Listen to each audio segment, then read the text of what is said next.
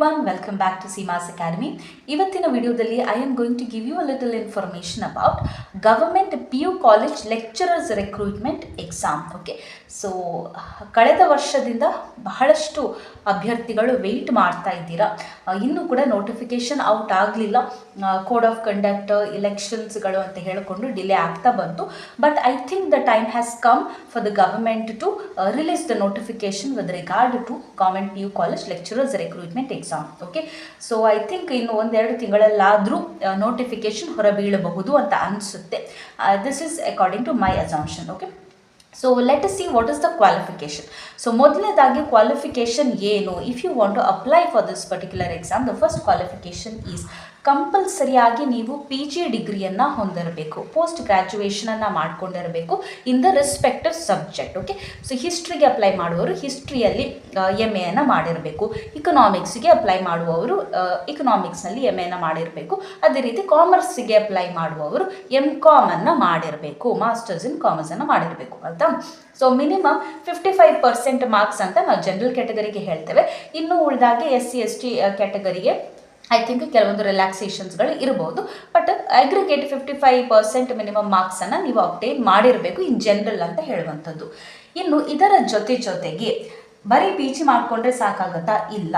Along with the PG B.Ed is compulsory. ಕಾಮರ್ಸಿಗೂ B.Ed ಕಂಪಲ್ಸರಿಯಾ ma'am? ಹೌದು, ಕಾಮರ್ಸಿಗೂ ಕೂಡ B.Ed ಕಂಪಲ್ಸರಿ. ಆಯಿತಾ? ಕ್ವಾಲಿಫಿಕೇಷನ್ ಏನು? ಪೋಸ್ಟ್ ಗ್ರ್ಯಾಜುಯೇಷನ್ ಆಗಿರಬೇಕು, ಕಾಮರ್ಸ್ ಆದರೆ MCom ಆಗಿರಬೇಕು, 55% ಮಿನಿಮಮ್ ಮಾರ್ಕ್ಸ್ ನಾನು ಜನರಲ್ ಆಗಿ ಹೇಳುವಂಥದ್ದು, ಕ್ಯಾಟಗರಿ ಅಲ್ಲ, ಆ್ಯಂಡ್ B.Ed ಕಂಪಲ್ಸರಿ. ಆಯಿತಾ? ಇನ್ನು ವೇತನ ಶ್ರೇಣಿ ಏನು? What is the pay scale? Pay scale starting from 43,100 to 65,000. I think a handsome income for you. Grade ಏನು? B grade post. ಓಕೆ, ಇದು B ಗ್ರೇಡ್ ಹುದ್ದೆಯಾಗಿರುತ್ತೆ. Coming to a very important topic, that is exam pattern. What is the exam pattern? So ಎಷ್ಟು ಪೇಪರ್ಸ್ಗಳಿರುತ್ತೆ? So ಹಿಂದೆ ನಡೆದಂಥ ಎಕ್ಸಾಮಿನೇಷನ್ಗಳ ಪ್ರಕಾರ 3 papers ಇತ್ತು. So first paper will be your compulsory Kannada paper. So ಇಲ್ಲಿ ಹೆದರುವಂಥ ಅವಶ್ಯಕತೆ ಏನಿಲ್ಲ. ಇಲ್ಲಿ ನೀವು ರ್ಯಾಂಕ್ ಪಡ್ಕೊಳ್ಬೇಕು ಅಥವಾ ಟಾಪ್ ಮಾಡಬೇಕು ಆಗಿರುವ ಯಾವುದೇ ಅವಶ್ಯಕತೆಗಳು ಇರೋದಿಲ್ಲ. It will be just a passing paper. Okay, qualifying paper ಆಗಿರುತ್ತೆ. 150 ಮಾರ್ಕ್ಸಿಗೆ ಇದನ್ನು ಡಿಪಾರ್ಟ್ಮೆಂಟ್ ಕಂಡಕ್ಟ್ ಮಾಡುತ್ತೆ. 3 ಅವರ್ಸನ್ನು ಅಲಾಟ್ ಮಾಡ್ತಾರೆ. ಆ್ಯಂಡ್ ಪಾಸಿಂಗ್ ಪೇಪರ್, ಸೊ 35% ಅಷ್ಟು ಮಾರ್ಕ್ಸನ್ನು ನೀವು ಪಡೆದುಕೊಂಡ್ರೆ ನೀವು ಇಲ್ಲಿ ಕ್ವಾಲಿಫೈ ಆಗ್ತೀರಾ. ಹಾಗಂತ ಹೇಳಿ ಇದನ್ನು ನೆಗ್ಲೆಕ್ಟ್ ಮಾಡುವ ಹಾಗೂ ಇಲ್ಲ. ಯಾಕೆಂತ ಹೇಳಿದ್ರೆ if you fail this particular paper and ಇನ್ನು ಉಳಿದಂಥ ಆಪ್ಷನಲ್ ಪೇಪರ್ಸ್ಗಳಲ್ಲಿ ನೀವು ರ್ಯಾಂಕ್ ಪಡೆದುಕೊಂಡ್ರೂ ಕೂಡ ನಿಮ್ಮ ಪೇಪರಲ್ಲಿ ವ್ಯಾಲ್ಯೂ ಆಗೋದಿಲ್ಲ. ಆಯಿತಾ? ಸೊ ಹಾಗಾಗಿ ಕಂಪಲ್ಸರಿ ಕನ್ನಡ ಪೇಪರ್ ಏನಿದೆ, ಬಹಳಷ್ಟು ಇದನ್ನೇ ಓದ್ತಾ ಕೂತ್ಕೊಳ್ಳುವಂಥ ಅವಶ್ಯಕತೆಯೂ ಇಲ್ಲ, ಆದರೆ ಇದನ್ನು ನೆಗ್ಲೆಕ್ಟ್ ಮಾಡುವ ಹಾಗೂ ಇಲ್ಲ. 35% ಮಿನಿಮಮ್ ಕ್ವಾಲಿಫೈಯಿಂಗ್ ಏನು ಮಾರ್ಕ್ಸ್ ಇರುತ್ತೆ ಅಷ್ಟನ್ನು ನೀವು ಪಡೆದುಕೊಳ್ಬೇಕಾಗುತ್ತೆ. 150 ಮಾರ್ಕ್ಸ್ಗೆ ಇದು ಕಂಡಕ್ಟ್ ಆಗುತ್ತೆ. Then next papers will be your ನಿಮ್ಮ ಐಚ್ಛಿಕ ವಿಷಯಗಳು. ಸೊ ಹಿಸ್ಟ್ರಿ ಆಗಿದ್ದವರಿಗೆ ಹಿಸ್ಟ್ರಿ, ಇಕನಾಮಿಕ್ಸ್ ಅಂದರೆ ಇಕನಾಮಿಕ್ಸ್, ಸೊ ಇನ್ನಿತರ ಸೈನ್ಸ್ ಸಬ್ಜೆಕ್ಟ್ಸ್ಗಳಾದರೆ ಸೈನ್ಸ್, ಆ್ಯಂಡ್ ಕಾಮರ್ಸ್ ಸಬ್ಜೆಕ್ಟ್ಸ್ನವರಿಗೆ ಕಾಮರ್ಸ್. ಆಯಿತಾ? ಸೊ ಇಲ್ಲಿ ನಾನು ಕಾಮರ್ಸ್ನ ಬಗ್ಗೆ ಡಿಸ್ಕಸ್ ಮಾಡ್ತಾ ಇದ್ದೇನೆ. ಸಿಲೆಬಸ್ಸನ್ನು ಕೂಡ ನಾನು ಮೇಲಿಂದ ಮೇಲೆಗೆ ನಿಮಗೆ ಹೇಳ್ತಾ ಹೋಗ್ತೇನೆ. ಓಕೆ, ಸೊ ಕಾಮರ್ಸ್ನಲ್ಲಿ 2 ಪೇಪರ್ ಇರುತ್ತೆ. So paper 1 commerce and paper 2 commerce. So paper 1 commerce 150 ಮಾರ್ಕ್ಸಿಗೆ 3 hours, paper 2 commerce ಕೂಡ 150 ಮಾರ್ಕ್ಸ್ 3 ಅವರ್ಸ್. ಸೊ ಪೇಪರ್ 1ನಲ್ಲಿ ಎಷ್ಟು ಸಬ್ಜೆಕ್ಟ್ಸ್ಗಳನ್ನು ಹಾಕಿದ್ದಾರೆ, ಎಷ್ಟು ಚಾಪ್ಟರ್ಸ್ ಇದೆ, ಆ್ಯಂಡ್ ಪೇಪರ್ 2ನಲ್ಲಿ ಎಷ್ಟು ಸಬ್ಜೆಕ್ಟ್ಸ್ ಇದೆ ಅದನ್ನು ಕೂಡ ನಾನು ಇನ್ನು ಮುಂದೆ ಹೇಳ್ತಾ ಹೋಗ್ತೇನೆ.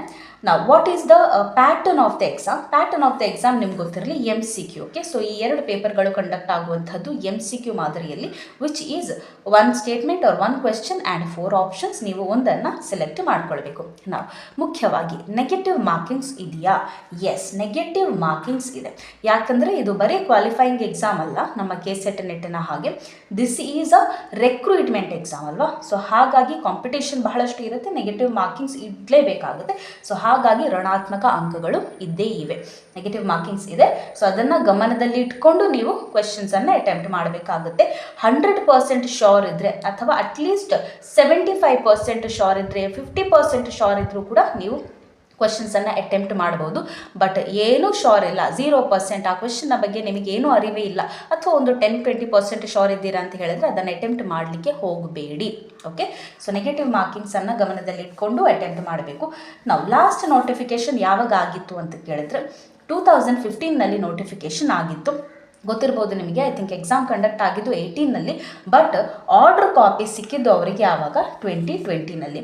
ಸೊ ಸರ್ಕಾರಿ ಹುದ್ದೆಗಳು ಅಂತ ಬಂದಾಗ ನಿಮ್ಗೆ ಗೊತ್ತಿದೆ ಬಹಳಷ್ಟು ಪ್ರೊಸೀಜರ್ಸ್ಗಳಿವೆ. ಅದರ ನಡುವೆಯಲ್ಲಿ ಬಹಳಷ್ಟು ಅಡೆತಡೆಗಳು ಬರುತ್ತೆ, ಕೇಸಸ್ಗಳು ಆಗುತ್ತೆ. HK NHK ಕೇಸಸ್ಗಳು ಬರುತ್ತೆ, ಅನ್ಮ್ಯಾರಿಡ್ ವಿಮೆನ್ ಕೇಸಸ್ ಬರುತ್ತೆ. ಸೊ ಕೋರ್ಟಿನಲ್ಲಿ ಹೋಗುವಂಥದ್ದು, ಸ್ಟೇ ಆಗುವಂಥದ್ದು ಇದೆಲ್ಲವೂ ಕೂಡ ಸರ್ವೇ ಸಾಮಾನ್ಯ ಆಯಿತಾ. ಸೊ ಹಾಗಾಗಿ ನೋಟಿಫಿಕೇಷನ್ ಆದ ತಕ್ಷಣ ಯಾರು ಕೂಡ ಜಾಬಲ್ಲಿರುವವರು ಜಾಬ್ ಬಿಟ್ಟು ಬರೀ ಇದಕ್ಕೆ ಪ್ರಿಪೇರ್ ಮಾಡ್ತೇನೆ ಅಂತ ಕೂತ್ಕೊಳ್ಬೇಡಿ. ಇನ್ ಕೇಸ್ ನಿಮ್ಮ ಹತ್ರ ಅಡಿಷ್ನಲ್ ಸೋರ್ಸ್ ಆಫ್ ಇನ್ಕಮ್ ಇದೆ ಅಂತ ಇದ್ದರೆ you can do that, but otherwise it is not advisable. ಯಾಕೆಂದರೆ ಇದೆಲ್ಲ ನಮ್ಮ ಅನುಭವಕ್ಕೆ ಬಂದಿರುವಂಥದ್ದು. ಹಾಗಾಗಿ ಹೇಳ್ತಾ ಇದ್ದೇನೆ, ನಿಮ್ಮ ಕೈಯಲ್ಲಿ ಬೇರೆ ಒಂದು ಆದಾಯ ಇದೆ, ಸೋರ್ಸ್ ಆಫ್ ಇನ್ಕಮ್ ಇದೆ, ಅಥವಾ ನಿಮಗೆ ಇನ್ಕಮ್ನ ಅಷ್ಟೊಂದು ಅವಶ್ಯಕತೆ ಇಲ್ಲ, you are dependent on your family ಅಂತ ಹೇಳಿದ್ರೆ ಓಕೆ. ಬಟ್ ನಿಮ್ಮಿಂದಾನೇ ಮನೆ ನಡಿಬೇಕು ಆ ರೀತಿ ಇದ್ದರೆ ನೀವು ಎಕ್ಸಾಮ್ ನೋಟಿಫಿಕೇಶನ್ ಆದ ತಕ್ಷಣ ಜಾಬ್ ಎಲ್ಲ ಬಿಟ್ಟು ಇದಕ್ಕೆ ಪ್ರಿಪೇರ್ ಮಾಡ್ತಾ ಕೂತ್ಕೊಳ್ಳೋದು ಆ ರೀತಿ ಮಾಡಬೇಡಿ ಆಯಿತಾ. Because it is going to take time. So 6 months ಒಳಗೆ ನೋಟಿಫಿಕೇಷನ್ ಆಗುತ್ತೆ, ಮುಂದಿನ 6 ತಿಂಗಳ ಒಳಗೆ ನಾವು ಕಾಲೇಜ್ ಸೇರ್ಕೊಳ್ಬಿಡ್ತೇವೆ, ಆರ್ಡರ್ ಕಾಪಿ ಸಿಗುತ್ತೆ ಅನ್ನೋದು ಹಾಗೆ ಇಲ್ಲ ನಮ್ಮ ಸರ್ಕಾರದ ವ್ಯವಸ್ಥೆಗಳು. ಸೊ ಹಾಗಾಗಿ ಒಂದು ಸ್ವಲ್ಪ ಎಚ್ಚರ ವಹಿಸಿ ಅಂತ. ಓಕೆ, ಸೊ ಪ್ರಿಪ್ರೇಷನ್ ಮಾತ್ರ ನೀವು ಜಾಬಲ್ಲಿದ್ದರೂ ಕೂಡ ಅಥವಾ ಮನೇಲಿದ್ದರೂ ಕೂಡ ಪ್ರಿಪ್ರೇಷನನ್ನು ನೀವು ನೀಟಾಗಿ ಮಾಡ್ತಾನೆ ಇರಬೇಕು. ಎಸ್, ನಾವು coming to the syllabus for the commerce. Let us look into the syllabus. So ಇಲ್ಲಿ ನಾನು PU ಕಾಲೇಜ್ ರಿಕ್ರೂಟ್ಮೆಂಟ್ ಎಕ್ಸಾಮಿನ ಸಿಲೆಬಸನ್ನು ಬರೆದಿದ್ದೇನೆ. ಇಲ್ಲಿ KCET ನೆಟ್ ಸಿಲೆಬಸನ್ನು ಕೂಡ ಹಾಕಿದ್ದೇನೆ. I tell you why have written both here. So paper 1 ಏನಿದೆ ಅದರಲ್ಲಿ 10 ಯೂನಿಟ್ಸ್ಗಳು ಬರುತ್ತೆ, 10 ಸಬ್ಜೆಕ್ಟ್ಸ್ಗಳಂತಾನೆ ಇಟ್ಕೊಳ್ಳಿ ಆಯಿತಾ. ಸೊ ಇಷ್ಟು ಸ್ಟಡಿ ಮಾಡಬೇಕು.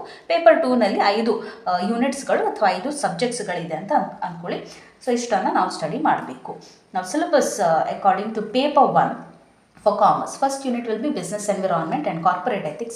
Second one, accounting theory. Third one, principles of management. Fourth, human resource management. Then fifth, financial management. Sixth one, business mathematics and statistics. 7, banking and insurance management. 8, principles and practices of auditing. 9, marketing management. 10, computer application and business. Okay. So paper 2 ಅಲ್ಲಿ advanced accounting and finance, cost and management accounting, tax planning and administration, financial services and institutions, international business. ನಾವು ಇದೇ syllabus ಇರುತ್ತಾ ma'am ಈ ಬಾರಿಯೂ ಕೂಡ ಅಂತ ಕೇಳಿದ್ರೆ ನೋಡಿ, ಒಂದು ಸ್ವಲ್ಪ ಚೇಂಜಸ್ ಆಗಬಹುದು. ಯಾಕೆಂದರೆ PU ಎಕ್ಸಾಮ್ ಕಂಡಕ್ಟ್ ಆಗಿ ಬಹಳಷ್ಟು ವರ್ಷಗಳು ಆಗಿವೆ. ಸೊ ನಮ್ಮ ಸಿಲೆಬಸ್ಗಳಲ್ಲೂ ಕೂಡ ಸಾಕಷ್ಟು ಚೇಂಜಸ್ಗಳನ್ನು, ಬದಲಾವಣೆಗಳನ್ನು ನಾವು ಕಂಡಿದ್ದೇವೆ ಅಲ್ವಾ. ಸೊ ಹಾಗಾಗಿ ಕೆಲವೊಂದು ಚೇಂಜಸ್ಗಳು, ಅಡಿಷನ್ಸ್ಗಳು, ಡಿಲೀಷನ್ಸ್ಗಳು ಆಗಬಹುದು. But 90%, at least 80 to 90% of the syllabus is going to remain the same, because these are all the crux of commerce ಅಲ್ವಾ. ಬಟ್ ನೀವು ಈಗಿಂದನೇ ಸ್ಟಡಿ ಮಾಡ್ತಾ ಇದ್ದೀರಾ ಅಂತ ಹೇಳಿದ್ರೆ ಇದರ ಪ್ರಕಾರನೇ ಸ್ಟಡಿ ಮಾಡಿ. ನಂತರ ನೋಟಿಫಿಕೇಶನ್ ಬಿಟ್ಟಾಗ ನಿಮ್ಗೆ ಗೊತ್ತಾಗುತ್ತೆ ಏನೆಲ್ಲ ಅಡಿಷನ್ಸ್ ಡಿಲಿಷನ್ಸ್ ಮಾಡಿದ್ದಾರೆ, ಅದನ್ನು ತೆಗೆದು ಹಾಕಿದರೆ ಅಥವಾ ಅದನ್ನು ಕೆಲವೊಂದು ಅಡಿಷನಲ್ ಟಾಪಿಕ್ಸನ್ನು ಸ್ಟಡಿ ಮಾಡಿಕೊಂಡ್ರೆ ಸಾಕು. More or less it is going to remain the same at least for 80 to 90%. ನಾವು ಯಾಕೆ KCET ನೆಟ್ ಸಿಲೆಬಸನ್ನು ಹಾಕಿದ್ದೇನೆ ಅಂತ ಹೇಳಿದ್ರೆ, ಯಾರೆಲ್ಲ ಹಿಂದಿನ ಬಾರಿ KCET ಅಪ್ಲೈ ಮಾಡಿದ್ದೀರಾ ಆ್ಯಂಡ್ ಎಲಿಜಿಬಲ್ ಆಗಿದ್ದೀರಾ, ಕ್ವಾಲಿಫೈ ಆಗಿದ್ದೀರಾ ಅಂಥವರಿಗೆ ನೀವು ನೋಡ್ಕೊಳ್ಳಿ, almost syllabus is the same. In fact ನೀವು KCETಗೆ ಪ್ರಿಪೇರ್ ಮಾಡಿದವರು ಹೆಚ್ಚೇ ಕಲ್ತ್ಕೊಂಡಿದ್ದೀರಾ ಆಯಿತಾ. So if you see business environment here, your also business environment is there. Then corporate ethics ಅನ್ನುವ ಟಾಪಿಕನ್ನು ನಾವು ಈ ಫಸ್ಟ್ ಯೂನಿಟ್ನಲ್ಲೇ ಕವರ್ ಮಾಡಿದ್ದೇವೆ. ಯಾರೆಲ್ಲ ಸ್ಟಡಿ ಮಾಡಿದರೆ KCET ನೆಟ್ಟಿಗೆ ನಿಮ್ಗೆ ಗೊತ್ತಿದೆ. ಅಕೌಂಟಿಂಗ್ ಥಿಯರಿ, ಸೊ ಇಲ್ಲಿ ಅಕೌಂಟಿಂಗ್ನಲ್ಲಿ ಇದೆಲ್ಲ ಕವರ್ ಆಗುತ್ತೆ. ಪ್ರಿನ್ಸಿಪಲ್ಸ್ ಆಫ್ ಮ್ಯಾನೇಜ್ಮೆಂಟ್, ಈ 5th ಯೂನಿಟ್ ಏನಿತ್ತು ಬಿಸ್ನೆಸ್ ಮ್ಯಾನೇಜ್ಮೆಂಟ್ ಅಲ್ಲಿ ಕವರ್ ಆಗಿತ್ತು. Human resource management, so here we are learning again under 5th unit. Financial ಮ್ಯಾನೇಜ್ಮೆಂಟನ್ನು ಕೂಡ ನಾವು ಅಕೌಂಟಿಂಗ್ ಅಂಡರಲ್ಲೇ ಕಲಿತೇವೆ. ಸೊ ನಿಮ್ಗೆ ಗೊತ್ತಿದೆ KCETಗೆ ಪ್ರಿಪೇರ್ ಮಾಡಿದವರು ಅಕೌಂಟಿಂಗ್ ಅಂಡರಲ್ಲಿ ವಿ ಹ್ಯಾವ್ 5 ಯೂನಿಟ್ಸ್ ಅಲ್ವಾ. ಸೊ ಕಾಸ್ಟ್ ಅಕೌಂಟಿಂಗ್ ಇರ್ಬೋದು, ಫಿನಾನ್ಷಿಯಲ್ ಮ್ಯಾನೇಜ್ಮೆಂಟ್ ಇರ್ಬೋದು, ಮ್ಯಾನೇಜ್ಮೆಂಟ್ ಅಕೌಂಟಿಂಗ್ ಇರ್ಬೋದು. ಸೊ ಅದೆಲ್ಲವನ್ನು ಕೂಡ ನಾವಿಲ್ಲಿ ಕವರ್ ಮಾಡ್ಕೊಂಡಿದ್ದೇವೆ. So that gets covered there. Then business maths and statistics is exactly your 6th chapter. Then banking and insurance management, ಇಲ್ಲಿ banking ಅಲ್ಲಿ ಕವರ್ ಆಗುತ್ತೆ. Principles and practices of auditing, ಇಲ್ಲಿ ಸೆಕೆಂಡ್ನಲ್ಲಿ auditing ಏನಿದೆ ಅಲ್ಲಿ ಕವರ್ ಆಯಿತು. ನಂತರ ಮಾರ್ಕೆಟಿಂಗ್ ಮ್ಯಾನೇಜ್ಮೆಂಟ್ ಇದೆ, marketing management ಇಲ್ಲಿ ಕವರ್ ಆಗುತ್ತೆ. ಒಂದು ಎಕ್ಸ್ಟ್ರಾ ಯೂನಿಟ್ ಏನಿದೆ ಅಂತ ಹೇಳಿದ್ರೆ computer applications and business. Okay, so ಇದು ಲಾಸ್ಟ್ ಟೈಮ್ ಇತ್ತು, ಈ ಬಾರಿ ಇರುತ್ತಾ ಇಲ್ವಾ ಅಂತ ಗೊತ್ತಿಲ್ಲ. ಇನ್ ಕೇಸ್ ಇದ್ದಿದ್ರೆ ಇದನ್ನು ಸ್ವಲ್ಪ ಎಕ್ಸ್ಟ್ರಾ ನಾವು ಸ್ಟಡಿ ಮಾಡಬೇಕಾಗುತ್ತೆ. But for you kind information, KCET ನೆಟ್ಟಿನಲ್ಲಿ ಕೂಡ ಕಂಪ್ಯೂಟರ್ ಅಪ್ಲಿಕೇಶನ್ಸ್ 7-8 ಇಯರ್ಸ್ನ ಮೊದಲು ಇತ್ತು. ಓಕೆ, ಸೊ ಅದನ್ನು ಅವರು ಡಿಲೀಟ್ ಮಾಡಿದ್ದಾರೆ. ಸೊ ಮೇ ಬಿ ಇದನ್ನು ಡಿಲೀಟ್ ಮಾಡುವಂಥ ಚಾನ್ಸಸ್ ಇದೆ. But if it is there, ನಾವು ಒಂದು ಸ್ವಲ್ಪ ಎಕ್ಸ್ಟ್ರಾ ಎಫರ್ಟನ್ನು ಹಾಕಬೇಕಾಗುತ್ತೆ ಇಲ್ಲಿ. for this particular unit. Then again, if you see paper 2, advanced accounting and financing ಎಲ್ಲವೂ ಕೂಡ ನಾವು ಅಕೌಂಟಿಂಗ್ನಲ್ಲೇ ಸ್ಟಡಿ ಮಾಡ್ತೇವೆ. ಕಾಸ್ಟ್ ಆ್ಯಂಡ್ ಮ್ಯಾನೇಜ್ಮೆಂಟ್ ಕೂಡ ಅಲ್ಲೇ ಬರುತ್ತೆ. ಟ್ಯಾಕ್ಸ್ ಪ್ಲಾನಿಂಗ್ ಆ್ಯಂಡ್ ಅಡ್ಮಿನಿಸ್ಟ್ರೇಷನ್ ನಿಮ್ಮ ಲಾಸ್ಟ್ ಚಾಪ್ಟರ್ ಆಯಿತು. ಫಿನಾನ್ಷಿಯಲ್ ಸರ್ವಿಸಸ್ ಆ್ಯಂಡ್ ಇನ್ಸ್ಟಿಟ್ಯೂಷನ್ಸ್ಗಳನ್ನು ಕೂಡ ನಾವು ಬಿಸ್ನೆಸ್ ಫಿನಾನ್ಸಲ್ಲಿ ಕಲಿತೇವೆ. ಇಂಟರ್ನ್ಯಾಷನಲ್ ಬಿಸ್ನೆಸ್ಸನ್ನು ನಾವಿಲ್ಲಿ ಕಲಿತೇವೆ. ಸೊ ಇಲ್ಲಿ ಬಿಸ್ನೆಸ್ ಇಕನಾಮಿಕ್ಸ್ ಒಂದು ಬರೋದಿಲ್ಲ, ಯಾಕಂತ ಹೇಳಿದ್ರೆ ಇದು PU ಲೆಕ್ಚರರ್ ರೆಕ್ರೂಟ್ಮೆಂಟ್ ಏನಿದೆ, ಸೊ ಇಲ್ಲಿ ನಿಮಗೆ ಟೀಚ್ ಮಾಡಲಿಕ್ಕೆ ಕೊಡುವಂತಹ ಸಬ್ಜೆಕ್ಟ್ ಏನಿದೆ ಕಾಮರ್ಸಿಗೆ ಬಿಸ್ನೆಸ್ ಸ್ಟಡೀಸ್ ಅಕೌಂಟೆನ್ಸಿ ಅಲ್ವಾ. ಸೊ ಇಕನಾಮಿಕ್ಸ್ನವರೇ ಡೀಲ್ ಮಾಡ್ತಾರೆ. ಯಾರು MA ಇನ್ ಇಕನಾಮಿಕ್ಸ್ ಮಾಡಿದರೆ ಇಕನಾಮಿಕ್ಸ್ಗೆ ಎಕ್ಸಾಮ್ ಬರೆದವರು ಡೀಲ್ ಮಾಡ್ತಾರೆ. ಸೊ ಹಾಗಾಗಿ ನಮಗೆ ಬಿಸ್ನೆಸ್ ಇಕನಾಮಿಕ್ಸ್ ಇಲ್ಲಿ ಬರೋದಿಲ್ಲ. And legal aspects of business ಕೂಡ ಬರೋದಿಲ್ಲ, ಯಾಕಂತ ಹೇಳಿದ್ರೆ ಇಲ್ಲಿ PUC ಅಲ್ಲಿ ಲಾ ಸಬ್ಜೆಕ್ಟ್ ಇಲ್ಲ, ಆಯಿತಾ. ಸೊ ಅದು ಎರಡನ್ನು ಬಿಟ್ಟರೆ ಇನ್ನು ಉಳಿದಂತಹ 80 to 90% ಸಿಲೆಬಸ್ ನಿಮಗೆ ಸಿಮಿಲರ್ ಕಾಣ್ತವೆ. ಸೊ ಹಾಗಾಗಿ ಯಾರೆಲ್ಲ KSET ಕ್ವಾಲಿಫೈ ಆಗಿದ್ದೀರಾ ಆ್ಯಂಡ್ BEd ಡಿಗ್ರಿಯನ್ನು ಕೂಡ ಪಡ್ಕೊಂಡಿದ್ದೀರಾ, ನೀವು ಈ ಎಕ್ಸಾಮಿಗೆ ಪ್ರಿಪೇರ್ ಮಾಡಬೇಕು, ಅಪ್ಲೈ ಮಾಡಬೇಕು, ಕ್ವಾಲಿಫೈ ಆಗಲೇಬೇಕು. ಸೊ ಹಾಗಂತ ಹೇಳಿ KSET ಕ್ವಾಲಿಫೈ ಆಗಿದ್ದೇನೆ ನಾನು ಡೈರೆಕ್ಟ್ ಎಕ್ಸಾಮ್ ಬರಿಬೋದು ಅಂತಾನೂ ಅಲ್ಲ. ಇಟ್ಸ್ ಜಸ್ಟ್ ದ್ಯಾಟ್ ಪ್ರಿಪ್ರೇಷನ್ ನಿಮ್ಮದು ಆಲ್ರೆಡಿ ಆಗಿದೆ, ಇನ್ನಷ್ಟು ಪ್ರಿಪೇರ್ ಮಾಡ್ತಾ ಇರಬೇಕು, ಇನ್ನಷ್ಟು ರಿವೈಸ್ ಮಾಡ್ತಾ ಇರಬೇಕು. ಎಷ್ಟು ಪೋಸ್ಟ್ಗಳನ್ನು ಬಿಡ್ತಾರೆ ಆ ಪೋಸ್ಟ್ಗಳಲ್ಲಿ ಟಾಪ್ ರ್ಯಾಂಕಲ್ಲಿ ಸೆಲೆಕ್ಟ್ ಆಗಬೇಕು, ಆಯಿತಾ. ಸೊ ಆ ರೀತಿ ನಿಮ್ಮ ಪ್ರಿಪ್ರೇಷನ್ ಇರಲಿ. ಇನ್ನೊಂದು, ಇಲ್ಲಿ ಕಂಪಲ್ಸರಿ ಕನ್ನಡ ಪೇಪರ್ ಅಂತ ಏನು ಹೇಳಿದೆ ನಾನು, ಇದು last time compulsory Kannada paper ಮಾತ್ರ ಇತ್ತು. ಬಟ್ ಈ ಬಾರಿ ಇಂಗ್ಲೀಷ್ ಪೇಪರನ್ನು ಕೂಡ ಹಾಕ್ತಾರೆ ಏನೋ ಗೊತ್ತಿಲ್ಲ. ಇಂಗ್ಲೀಷ್ ಪೇಪರನ್ನು ಹಾಕಿದರೆ ಅದು ಕೂಡ ಇರಬಹುದು. ಬಟ್ ಲಾಸ್ಟ್ ಟೈಮ್ನ ಇನ್ಫಾರ್ಮೇಷನ್ನ ಪ್ರಕಾರ there was only compulsory Kannada, ಆಯಿತಾ. ಆ್ಯಂಡ್ GK ಪೇಪರ್ ಕೂಡ ಇರಲಿಲ್ಲ. ನಾವು ಪ್ರಿಪರೇಷನ್ ಹೇಗೆ, ಸ್ಟಡಿ ಹೇಗೆ ಮಾಡಬೇಕು ನೋಡಿ. ಈಗ ಸಿಲೆಬಸ್ ನಿಮ್ಗೆ ಗೊತ್ತಾಯಿತು. ಸೊ ಸಿಲೆಬಸ್ಸನ್ನು ನೋಟ್ ಮಾಡಿಟ್ಕೊಳ್ಳಿ, ಅದಕ್ಕೆ ಬೇಕಾಗಿರುವಂತಹ ಮೆಟೀರಿಯಲ್ಸನ್ನು ನೀವು ಕಲೆಕ್ಟ್ ಮಾಡ್ಕೊಳ್ಳಿ, ಸ್ಟಡಿ ಮಾಡ್ಕೊಳ್ಳಿ. ಓಕೆ, ಸೊ ಆ ಟಾಪಿಕ್ಸ್ಗಳನ್ನು ಅರ್ಥ ಮಾಡ್ಕೊಳ್ಳಿ, ಸ್ಟಡಿ ಮಾಡ್ಕೊಳ್ಳಿ. ಆ್ಯಂಡ್ ಆದಷ್ಟು ಮಾಕ್ ಟೆಸ್ಟ್ಗಳನ್ನು ತಗೊಳ್ಳಿ. ಇದನ್ನು ನಾನು ಹಿಂದೆ KSET ಟೈಮ್ನಿಂದನೂ ಹೇಳ್ತಾ ಇದ್ದೇನೆ, ಮಾಕ್ ಟೆಸ್ಟ್ಗಳನ್ನು ತಗೊಳ್ಳಿ. ಯಾರೆಲ್ಲ ನಮ್ಮ ಗ್ರೂಪ್ ಜಾಯ್ನ್ ಆಗಿದ್ದೀರಾ, ಮಾಕ್ ಟೆಸ್ಟ್ಗಳನ್ನು ತಗೊಂಡಿದ್ದೀರಾ, ನಿಮಗೆ ಅದರ ಬೆನಿಫಿಟ್ ಸಿಕ್ಕಿದೆ ಅಲ್ವಾ. ಸೊ ಭಾಳಷ್ಟು ಜನ ನನಗೆ ಕಾಲ್ ಮಾಡಿ ಹೇಳಿದ್ದೀರಾ ಕೂಡ.